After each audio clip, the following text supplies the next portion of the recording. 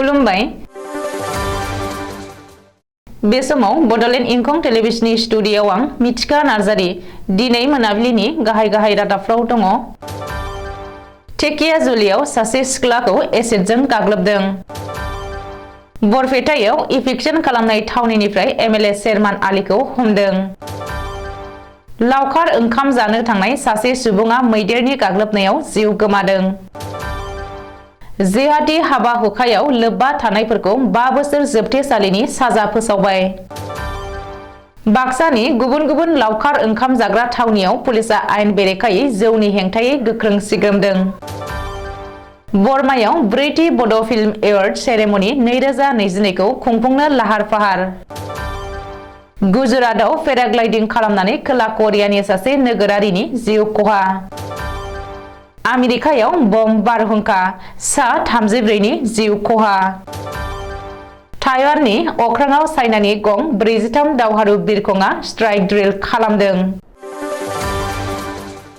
दानिया फैदो आबुं रादाबाव।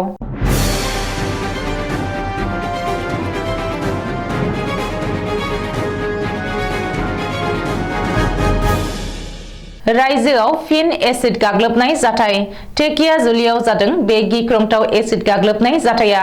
मिथिनो हानाय बायदिब्ला धेकियाजुलिनि राकसमारियाव 35 बोसोर बैसोनि बाच्चु खर मुंनि सासे दुथां लाइमोना सासे सिख्लाखौ एसिडजों गाग्लोबदों। बे एसिड गाग्लोबनाय जाथायाव लाइमोन सिख्लाया गोब्राब जोखोम जायो।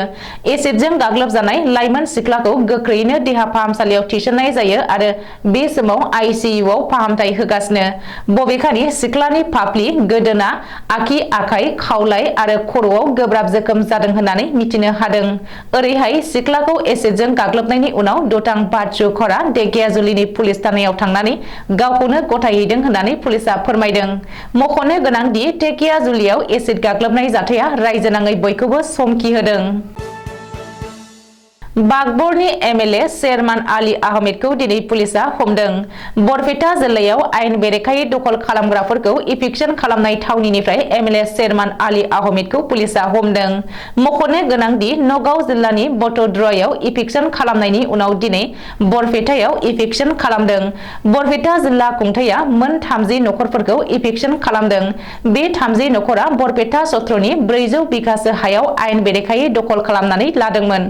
400 बिघासो हायाव आयेन बेरेखायै दखल खालामना लाग्राफोरनि हेंथायै इभिक्सन खालामदों आरो एक्सकेभेटर, बुलडजारजों आयेन बेरेखा दखल खालामग्राफोरनि न' बां सिफायनानै होख्रांहैदों। नाथाय बे इभिक्सन खालामनायखौ होबथानो थांनानै कंग्रेसनिफ्राय होखारजानाय बागबरनि एमएलए शेरमान आली आहमेदआ बरपेटा जिल्ला खुंथाया इभिक्सन खालामनाय थावनियाव थांनानै शेरमान आलीआ इभिक्सन खालामनायखौ बन्द खालामनो दाबि खालामनानै धरनायाव जिरायदोंमोन।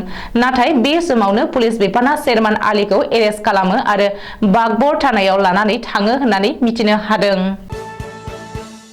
नगावआव लावखार ओंखाम जानो थांनाय सासे सुबुङा हाग्रानि मैदेरनि गाग्लोबनायाव जिउ गोमादों।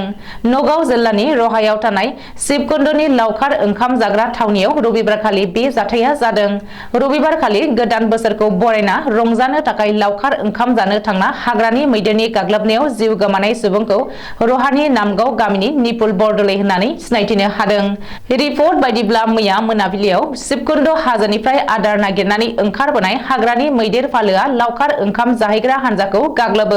बे जाथायाव निपुल बरदलैया जिउ गोमायो आरो गुबुन माखासेया हाग्रानि मैदेरनि गाग्लोबनायनिफ्राय खुनुरुखुमै जिउ रैखा मोननो हायो। उननि समाव आमसाय पुलिस आरो हाग्रा बिफाननि मावथियाफोरा निपुल बरदलैनि गोथै सह'खौ बोखांनानै पस्टमर्टेम आनजाद नायनायनि थाखाय दैथायहरो। मख'नो गोनांदि लावखार ओंखाम जानो थांनानै शिल्पी आरो फोरोंगिरि निपुल बरदलैया हाग्रानि मैदेरनि गाग्लोबनायाव जिउ गोमानाय जाथायखौ रहानि गुबुन आफादफोरा गोथौ दुखु मोननाय फोरमायदों। जिहादीनि हाबा हुखायाव लोब्बा थानाय सानै सुबुंखौ 5 बोसोर जोबथेसालिनि साजा फोसावबाय। गुवाहाटी एनआईएनि जर'खा बिजिरसालिया दिनै गोनांथार राय होनानै जिहादी हाबा हुखायाव लोब्बा थानाय हजाय जमुना मुंनि सानै सुबुंखौ 5 बोसोरनि थाखाय जोबथेसालिनि साजा फोसावदों। 5 बोसोरनि थाखाय जोबथेसालिनि साजा फोसावजानाय सानै दायनिगिरिखौ शाहनवाज आलम आरो अमर फारुक होननानै सिनायथिनो हादों। मख'नो गोनांदि 2018 मायथाइनि 14 सेप्तेम्बर खालि हराव हजायनिफ्राय जमुना जमुनामुख फारसे थांबाय थानाय समावनो दबखानि साखाथि चन्द्रपुरनिफ्राय शाहनवाज आलमखौ पुलिसा हमनो हादों। बेनि अखानायै 15 सेप्तेम्बर खालि गुवाहाटीनि साखाथि बार्निहाटनिफ्राय अमर फारुकखौ हमदोंमोन।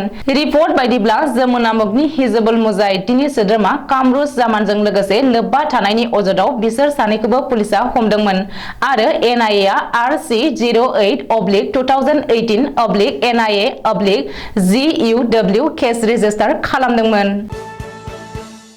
फैबाय थानाय गोदान बोसोर बरायनायनि मुङाव पार्टी खालामनाय आरो लावखार ओंखाम जाहैनाय बायदिया रायजोआव गोख्रोङैनो सोलिगासिनो।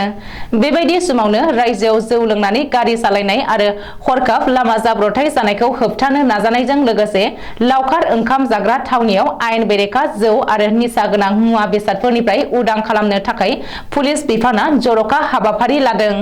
बाक्सा पुलिसाबो बाक्सा जिल्लानि गुबुन गुबुन लावखार ओंखाम जाग्रा थावनिफोराव जौनिफ्राय उदां खालामनो थाखाय सानफ्रोमबो गोख्रों सिग्रोमगासिनो दङ।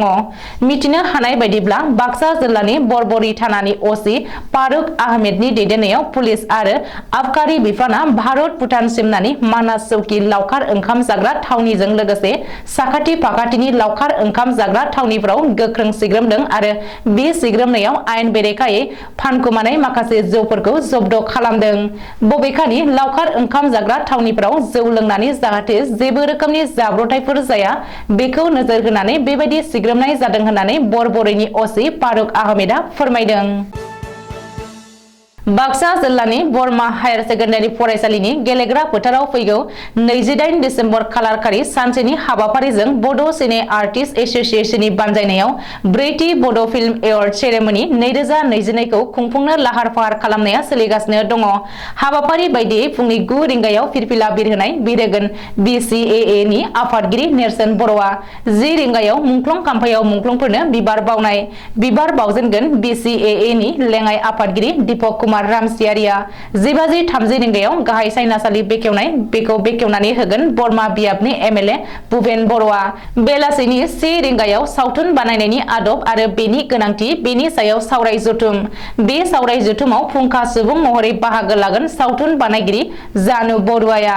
4 रिंगायाव बड' सावथुन मुलुग मुंनि लाइसि बेखेवनाय आरो बे लाइसिखौ बेखेवगोन आसाम आयेन आफादनि बुंथिगिरि बिस्वजित दैमारिया। 4:15 रिंगायाव मान बावनाय। 4:30 रिंगायाव सुंद' सावथुन आरो भइस अफ द बड'स मेथाइ रोजाबनाय बादायलायनायनि बान्था राननाय हाबाफारि आरो बेवहाय गाहाय आलासि महरै बाहागो लागोन बर' थुनलाइ आफादनि आफादगिरि धरेन बर'आ। लोगोसे 5:30 रिंगायाव बान्था राननाय हाबाफारि आरो हारिमु आयदाखौ खुंफुंनाय जागोन। बे हाबाफारियाव गाहाय आलासि महरै बाहागो लाफैगोन BTC सोरखारनि गाहाय मावफुं सोद्रोमा प्रमद बर'आ। मख'जाथावदि बे हाबाफारिखौ नायगिरिफोरा आबुङै बेसेन नाङालासेनो नुनो मोनगोन होननानै फोरमायदों BCAA नि गाहाय नेहाथारि गुरु पबित्र बर'आ। लोगोसे बे हाबाफारियाव गासैबो रायजो राजाफोरखौ लैहोर लैहोर फैनानै बाहागो लाफैनोबो खावलायहरो। गुजरातनि महेसाना जिल्लायाव काडी पुलिस थानानि बेन्दोंआव थानाय बिलासपुरा गामियाव पेराग्लाइडिं जाब्रबथाय जादों। 50 बोसोर बैसोनि सासे पेराग्लाइडारा 60 फुट गोजौनिफ्राय गोग्लैनानै थैदों। जिउ गोमाजानाय पेराग्लाइडारा खोला करियानि साइन बाय मुन होननानै काडी पुलिस थानानि इन्सपेक्टर निकुन्ज पाटेला खौरांगिरिनि सिगाङाव फोरमायदों। लोगोसे बिनि लोगोफोरनि जोहै गासैबो सुलुंखौ बुथुमखांनायनि उनाव पस्टमर्टेम खालामखांनानै खोला करियानि एम्बेसिनो खौरां दैथायहरनाय जाबाय होननानै मिथिहोबावदों इन्सपेक्टर निकुन्ज पाटेला। गोजां बोथोरनि जागायहांनायावनो बर'दिन समाव गोबां बरफ गोग्लैनायजों लोगोसे आमेरिकानि साहा बाहागोआव गोबां गोख्रों बारहुंखा बारनायाव सा 34 सुबुंनि जिउ खहा जादों। बम मुंनि बे बारहुंखाजों आमेरिकायाव फ्राय 20 कौटि सुबुङा गोबां गोजां जानानै जोबोद गाज्रि गोहोमाव गोग्लैदों। एनिखि मोब्लिब फोनांजाबफोराबो गैया जादों होननानै सुलुङाव फोरमायदों। आमेरिकानि आर्महर्सड बाफेलो रिजियनाव बे बम बारहुंखाया जादों।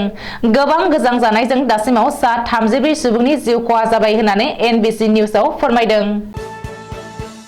चाइनानि गं 43 PLA J-16 फाइटार जेट बिरखंआ खेबसेयैनो स्रें-स्रेङै ताइवाननि अख्राङाव एयार स्ट्राइक खालामनायनि ड्रिल प्रेक्टिस खालामदों। बे खौरांखौ ताइवाननि रैखाथि मन्थ्रिया खौरांगिरिनि सिगाङाव फोरमायदों। बेनि अनगायैबो चाइनिज नेभिनि गासै गंसेनि दावहारु साबमेरिना ताइवाननि सिमाखौ बारायबोनानै ताइवाननि ओनसोलाव हाबफैदों। बबेखानि चाइनानि मोनसेबो खौरां बिजोङाव बेफोरखौ जेबो फोसावाखै आरो ताइवाननि बे दाबिनि सायाव चाइनाया जेबो रिएक्शन एबा फिननायबो होआखै। मख'नो गोनांदि ताइवाननि सोमोन्दोआ चाइनाजों मोजां नङा।